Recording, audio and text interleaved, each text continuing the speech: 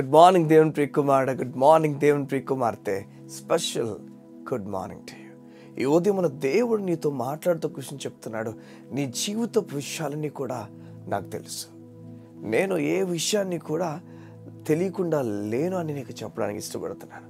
నీ జీవితంలో ఏ విషయం జరుగుతున్నా ఆ జరుగుతున్న విషయం 100% నేను చూస్తున్నాను. దేవుడు ఈ ఉదయం నీతో మాట్లాడి చెప్తున్నాడు, నీకు ధైర్యాన్ని చెప్పడానికి నేను ఇష్టపడుతున్నాను. ఈ లోకపు యాత్రలో నువ్వు నేర్చుకోవాల్సిన ఒకనొక పాఠం ఏంటంటే దేవుని మీద పూర్తిగా ఆధారపడటం. సగమా దేవుని మీద ఆధారపడుతున్నప్పుడు తెలియని ధైర్యం, ఎవరు ఇవ్వలేని ఆదరణ పరలోకం నుంచి నీకు అనుగ్రహించబడుతుంది. ఈ లోకంలో ఈ యాత్ర చాలా కఠినమైంది అనిపించవచ్చు, ఈ యాత్ర అర్థం కాకపోవచ్చు, ఈ యాత్రలో ఎవరి సహాయం కూడా లేకపోవచ్చు. కరో మాట, పరలోకమందు దేవుని సహాయము నీకు నిత్యం ఉంది. బైబిల్ చెప్తుంది, నీ స్నేహితుడు నమ్మద్దు, నీ ప్రాణ స్నేహితుడు నమ్మద్దు. చూడండి బైబిల్ ఎలా వివరిస్తుందో, ఈ లోకపు వ్యక్తులని నువ్వు నమ్మద్దు. వారు ఎంత ప్రాణంగా నీకు అనిపించినా నమ్మద్దు, కానీ ప్రాణం పెట్టిన దేవుణ్ణి నమ్మమని బైబిల్ కోరుతుంది. నిజంగా మనం అలసిపోవడానికి కొన్నిసార్లు కారణం మనం చూస్ చేసుకునే వ్యక్తులు బట్టి కూడా కొన్నిసార్లు అవుతుంది. అవును, నిజం. కొన్నిసార్లు మనం కొంతమంది నమ్మేస్తాం, కొంతమంది మీద ఆధారపడిపోతాం, కొంతమంది మీద ఆనుకుంటాం. బైబిల్ చెప్తుంది, యోసేపు చెరసాలలో పెట్టబడినప్పుడు అక్కడికి వచ్చిన ఇద్దరు కళ వివరించిన తర్వాత ఒకడు బయటికి వెళ్ళినప్పుడు వానికి చెప్తాడు ఒక మాట, ఇదిగో ఇక్కడ నన్ను రాజు దగ్గరికి వెళ్తున్నావు, నువ్వు కాస్త నా గురించి రాజుకి చెప్తావా, రాజుకు వివరిస్తావా?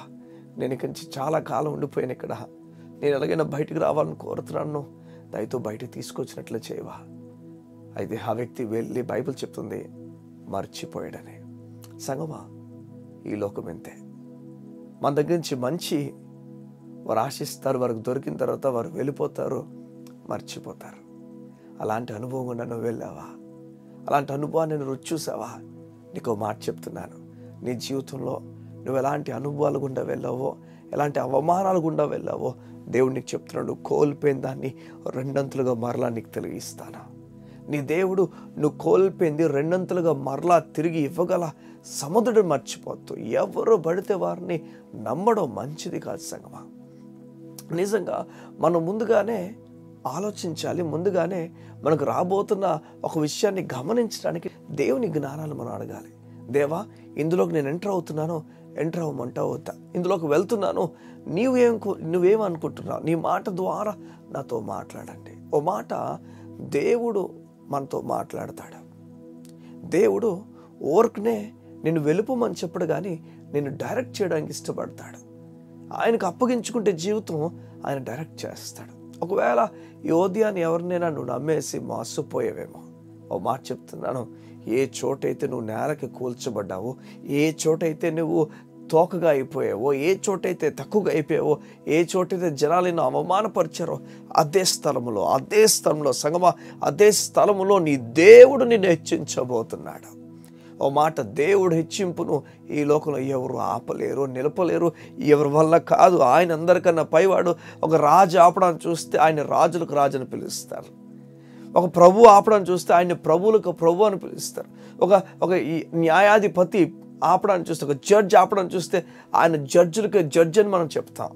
ఆయనకు ఎలా ఒక దేవుడు ఈ లోకంలో పిలువబడుతున్న దేవుడే ఆపడానికి చూస్తే ఆయనకు దేవుళ్ళకి దేవతలకి దేవుడుగా పిలువబడుతున్నాడు.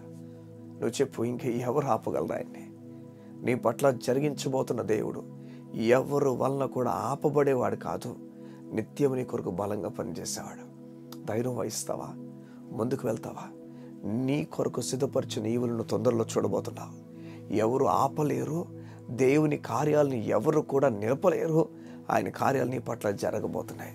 సంగమా, మనం దేవుని మీద ఆధారపడడం నేర్చుకోవాలి. దినదినం ఎదుగుతున్నప్పుడు మనం ఎలా అయితే మన శరీరంలో మన ఎదుగుదలని మనం చూస్తున్నామో, అలా మన ఆత్మలో ఎదుగుదల చూడాలి. మనం ఆత్మలో బలపరచబడు. అందుకనే మనం దేవుడు మనకిచ్చిన రెగ్యులర్ సర్వీసెస్ ఏవైతున్న చర్చ్కి అవి మానకూడదు. దేవుడు మనకేమైతే మాట వినిపింపజేస్తున్నాడో అవి మానకూడదు. దేవుడు ఏ సేవకుడి ద్వారా నిన్ను బలపరుస్తున్నాడో ఆ సేవకుడిని విడువక పట్టుకొని ముందుకు వెళ్ళాలి. ఎందుకు ఇలా ఎందుకని అంటే కారణం ఆ సేవకుడి ద్వారా నీకు ఇవ్వబడుతున్న మాట, ఆ పరిస్థితుల్లో నీకు చెప్పబడుతున్న మాట, దేవుడి నుంచి అనుగ్రహించబడుతున్న మాట అది నీకు ధైర్యాన్ని ఇస్తుంది. ఈ ఉదయం నేను నమ్ముతున్నాను, నిన్ను విడిచిపెట్టి వెళ్ళిపోయిన వారు చాలామంది ఉన్నారేమో, నిన్ను మోసగించిన వారు చాలామంది ఉన్నారేమో.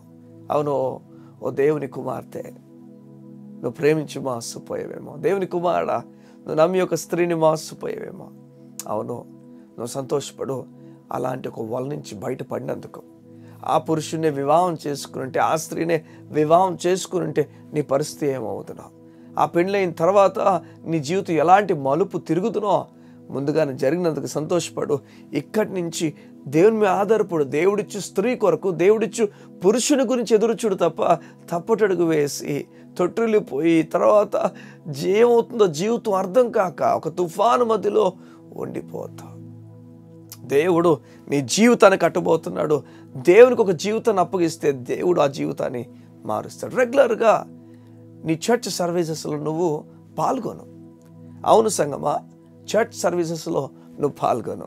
ఎందుకు చర్చ్ సర్వీసెస్లో పాల్గొనాలంటే, నువ్వు హృదయపూర్వకంగా దేవుని వెతికి వెళ్తే అక్కడ మాట్లాడుతున్న సేవకుడు నిన్ను ఉద్దేశించే మాట్లాడడం ప్రారంభిస్తాడు. దేవుడు ఆ సేవకుని వానుకొని నిన్ను ప్రోత్సహించడానికి, బలపరచడానికి దేవుడు చూస్తాడు. కనుక దయతో వెళ్ళి ఆ చోటుకు వెళ్ళు, కూర్చో, ఆ మాట విను. దేవుని సంఘంలో పరిచర్యలో నువ్వు కూడా పాలిభాగస్తుడుగుండు. కారణం ఈ తరంలో నువ్వు దేవుని చేత ఎన్నుకోబడిన వ్యక్తివి. సంగమా, నిరాశపడద్దు, ఎవరిపైన ఆధారపడద్దు, దేవుని పైన ఆధారపడు. గొప్ప గొప్ప కార్యాలు దేవుడు చేయబోతున్నాడు. కళ్ళు మూసుకున్నట్లయితే ఈ ఉదయాన్ని గురించి ప్రార్థన చేస్తాను. మా ప్రియ పరలోకపు తండ్రి, మా జీవితంలో ఎన్నో విషయాలు మేము నెట్టబడ్డాం, త్రోయబడ్డాం, ఒంటరి అయిపోయాం. అయినప్పటికీ నీ మాట మాకు సెలవిచ్చిన విధంగా యోసేపు ఎలా అయితే నమ్మి మోసపోయాడో, అలా మేము మా జీవితంలో ఎన్నో జరిగిన సందర్భాలు ఉంటుండగా మేము నీపైన ఆధారపడడానికి ఇష్టపడుతున్నాం. మమ్మల్ని మోసం చేసిన వ్యక్తులు ఎవరైతే ఉన్నారో వారి బట్టి మేము కృంగిపోయి, బాధపడిపోయి, నిరాశపడిపోవట్లేదు, కానీ నీవు చేయి గంభీరమైన కార్యాల వైపు మా కళ్ళు ఉంచడానికి ఇష్టపడుతున్నాం. నీ కృపచేత మమ్మల్ని నడిపించమని, ఆదరించి నీ నామను మహింపరచుకోమని అడుగుతూ, ఈ దినం నీ ప్రజలు నీ వాక్యం వినిండుగా బలమైన కార్యములు వారికి చేయమని అడుగుతూ యేసునామమున ప్రార్థిస్తున్నాం తండ్రి. ఆమేన్, ఆమేన్, ఆమేన్. దేవుడు నీ కొరకు చేయబోతున్న కార్యాలు గంభీరమైనవి. నువ్వు నెమ్మది కలిగి ఆయన వైపు చూడడానికి ఇష్టపడు. అతి త్వరలోనే గంభీరమైన కార్యం నువ్వు చూడబోతున్నావు. ఈ దినము దేవుడు నీ గొప్ప కార్యం చేయబోతున్నాడు. నెమ్మది కలిగంట. ఎవరిని నమ్మొద్దు, ఎవరిపై నమ్మకం ఉంచొద్దు. దేవుని మాట నువ్వు చదువుతున్న కొలదే ఈ లోకమేంచి నమ్మకం పోయి దేవుని మీదకి నమ్మకం వెళ్తుంది. దేవుని మాట చదవలేని వ్యక్తికి అది జరగదు. దేవుని మాట విని, దేవుని మాట చదువుతూ దాన్ని పట్టుకొని వెళ్తున్న వ్యక్తి ధైర్యం కలిగి బ్రతికగలడు. God bless you. See you tomorrow.